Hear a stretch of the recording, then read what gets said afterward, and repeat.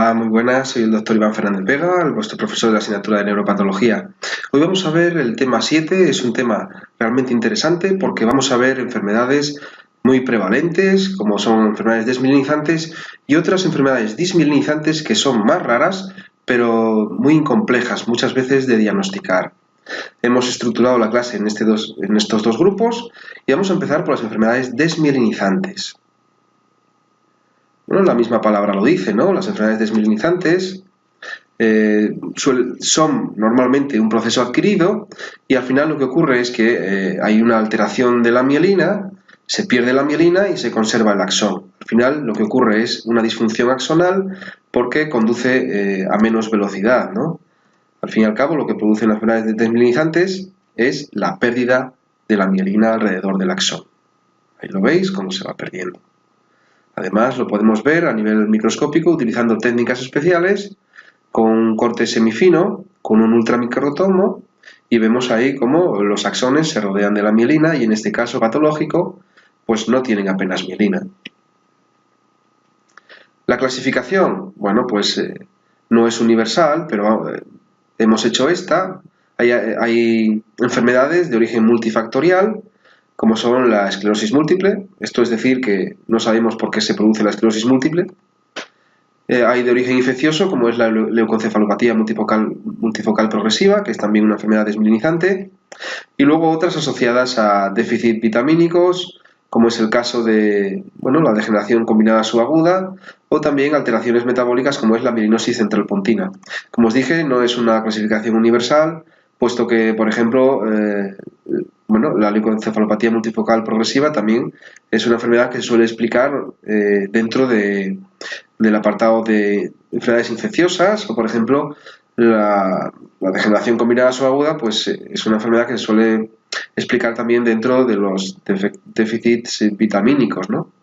De las enfermedades nutricionales del sistema nervioso central, ¿no? Bueno, vamos a empezar por la esclerosis múltiple. Al fin y al cabo, el concepto es el siguiente: son lesiones de tipo placa que se forman en la sustancia blanca, muchas veces dispersas y normalmente separadas en el tiempo. Bueno, la clínica, pues eso, son episodios concretos, muchas veces bien identificados y separados en el tiempo, con recidivas y remisiones. Que tengáis en cuenta que predomina muchísimo en el sexo femenino, 9-1, causa poco conocida. Lo que os decía, las placas suelen ser sustancia blanca, predominio periventricular, aunque también afecta al nervio óptico y al quiasma. Ahí lo veis, diferentes tonalidades marronáceas, a veces son confluentes y bueno, se pueden extender hasta la sustancia gris, claro, evidentemente, ¿no? Y muchas veces, pues el tamaño se puede ampliar y ya veis casi todo el centro semioval, afectar casi todo el centro semioval. Aquí tenemos un caso, esta es la zona mielinizada y esta es la zona desmielinizada, en tonalidad marronácea, ¿no? Pues interesa saber si esta placa es activa o es una placa inactiva. Eso solo lo podemos saber al microscopio. Las placas activas son por definición hipercelulares. ¿Qué quiero decir con esto? Que hay elementos inflamatorios sobre todo, ¿no? Pues tienen un centro, como veis aquí, con axones desmielinizados y luego en la fase aguda de esta placa activa, que la fase aguda es una fase en donde sigue creciendo la desmielinización, suele haber sobre todo un infiltrado rico en linfocitos. En el caso de la fase crónica, lo que suele haber sobre todo es, aparte de ser hipercelular, es un infiltrado rico en células plasmáticas y macrófagos. La placa inactiva ya suele ser hipocelular y sobre todo lo que se ve son los axones desmielinizados y gliosis. ¿Cuál es la etiopatogenia? Bueno, pues aquí os pongo un agente primario, no sabemos cuál, todavía no sabemos cuál. Lo que hace es activar los linfocitos y estos lo que hacen es, van al tejido cerebral y liberan linfoquinas. Al fin y al cabo, bueno, pues también van los macrófagos que continúan esa inflamación, contribuyen a activar a los linfocitos y al final se hidroliza la mielina, ¿no? Las células plasmáticas también producen complejos inmunes y esto bueno, pues contribuye a la desmielinización. Aquí os pongo un artículo de Santiago Fernández Menéndez, el doctor Santiago Fernández Menéndez, que es neurólogo del hospital y que hemos hecho un artículo en conjunto. Es una revisión en donde pues ese agente primario, hemos revisado ese agente primario en el caso del virus de Epstein-Barr, ¿no? Y su asociación con la esclerosis múltiple como una de las posibles causas. Otra de las enfermedades muy típicas desmielinizantes es la mielinosis central pontina. Bueno, la clínica que produce es cuadriplegia, de evolución rápida, tetraplegia rápida. Y esto, bueno, pues está en relación sobre todo con alcoholismo, desequilibrios hidroelectrolíticos, osmolares graves. Bueno, ya veis también que puede ser causada por los médicos, por una corrección rápida de la hiponatremia. Seguro que es cuando os dieron las fórmulas de la corrección de los déficits hidroelectrolíticos, sobre todo en la hiponatremia, tenéis que hacerlo poco a poco, pasando las horas, un día incluso o 2 días, ¿no?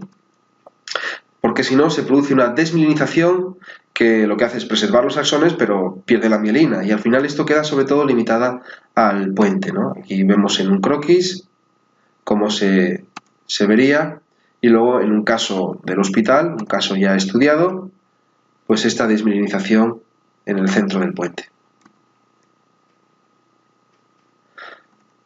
Lo que se ve a nivel microscópico normalmente suele ser una placa inactiva y si teñimos los axones con color azul normalmente se ven amplias áreas de coloración blanquecina con pérdida de la mielina.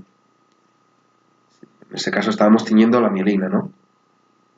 De color azul. Evidentemente, pues se pierde. Vamos a pasar a una enfermedad que se llama la leucoencefalopatía multifocal progresiva. Esta es una enfermedad desmielinizante producida por el virus JC. Ya tocamos algo de esta enfermedad en el tema 6, el tema de las infecciones. Suele ser letal esta enfermedad, se asocia sobre todo a SIDA y lo que se ve son lesiones microscópicas progresivas, múltiples, que lo que producen es desmielinización, ¿no? Pérdida de mielina en la sustancia blanca. Bueno, los síntomas pues son neurológicos, como es lógico, y a veces cognitivos también, asocian síntomas cognitivos o signos cognitivos también.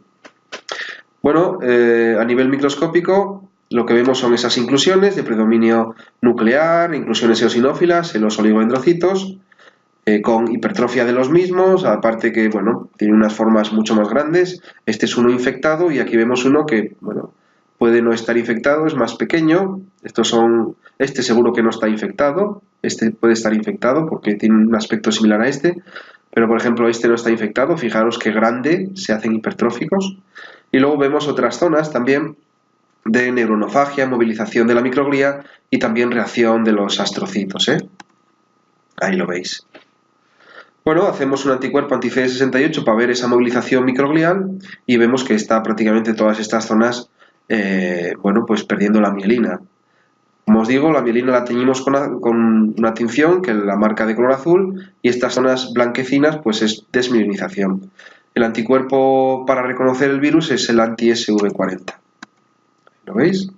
Tiene marcaje nuclear, Las células infectadas lo sobreexpresarían. Bueno, si no tenéis ese anticuerpo, también se puede utilizar la combinación de Ki67 y P53. Lo normal es que las neuronas o las células del cerebro ni expresen Ki67 ni sobreexpresen P53. En los casos de infecciones por este tipo de virus suelen coexpresar los oligodendrocitos este tipo de marcajes, ¿no? La sustancia blanca. Aunque nosotros hemos tenido un caso recientemente de una encefalopatía por virus JC. ¿Qué es esto? Es cuando el virus JC infecta también a las neuronas, ¿no? Y lo hemos demostrado pues con Ki67 y con P53. El primer caso es una leucoencefalopatía multifocal progresiva y el segundo caso es lo que se llama encefalopatía por virus JC. Bueno, ya para terminar las enfermedades desmielinizantes, deciros que la carencia de vitamina B12 produce un montón de enfermedades, pero la más grave se llama degeneración combinada subaguda. ¿Y qué es esto? Esto es que los axones de la médula espinal, sobre todo de los cordones posteriores y de las vías piramidales, pierden la mielina. Imaginaros la consecuencia, gravísima, ¿no? Bueno, vamos a pasar ahora a otro grupo de enfermedades, son dismielinizantes.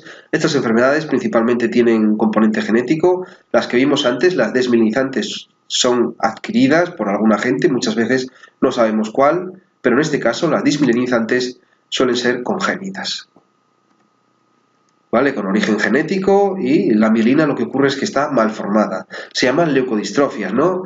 Distrofia, como sabéis, es una alteración en la formación, y leuco, pues en la sustancia blanca del cerebro, ¿no?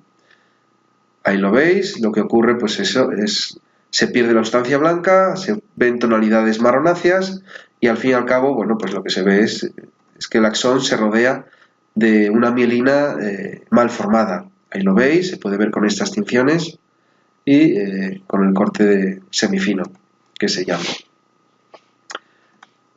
Bueno, vamos a ver una serie de casos, son casos del hospital, la leucodistrofia, veis esta tonalidad marronácea en comparación con este caso normal, y luego aquí también más tonalidades marronáceas. Causas, muchísimas, y si todavía seguimos descubriéndolas. Defectos asociados a los peroxisomas, la típica, la adrenoleucodistrofia, no vamos a entrar en detalle. Defectos asociados a las proteínas de la mielina, pues este tipo de enfermedades. Defectos asociados al metabolismo de los aminoácidos, o también al metabolismo mineral, o bueno, al catabolismo de los lípidos, lípidos sobre todo complejos, o asociados a moléculas de reparación del DNA, y también otras que son desconocidas. En este aspecto nosotros hemos contribuido, hemos publicado recientemente un artículo de una leucodistrofia de origen en adulto esporádico, con una serie de características histológicas, pero que no tenía las mutaciones típicas en los genes típicos. A nivel de la resonancia, pues vemos estas zonas de hiperintensidad periventricular. A nivel histológico vemos una movilización de la microglía, luego veíamos también pues estos esferoides axonales, veíamos hipercelularidad, gliosis, ahí lo veis, pigmento también tipo lipofucsina, ese pigmento también lo vimos a nivel microscópico. Aquí vemos los axones desmielinizados, por ejemplo este está mielinizado y este está desmielinizado. Luego vemos el pigmento dentro sobre todo de las células gliales tipo astrocitarias y los macrófagos. Vemos este esferoide axonal y luego esta malformación de la mielina en estos axones, ¿no? La mielina distrófica. Bueno, pues esto era todo lo que os quería contar de esta clase. Ya sabéis que cualquier duda las resolvemos sobre todo en clase. Hasta luego.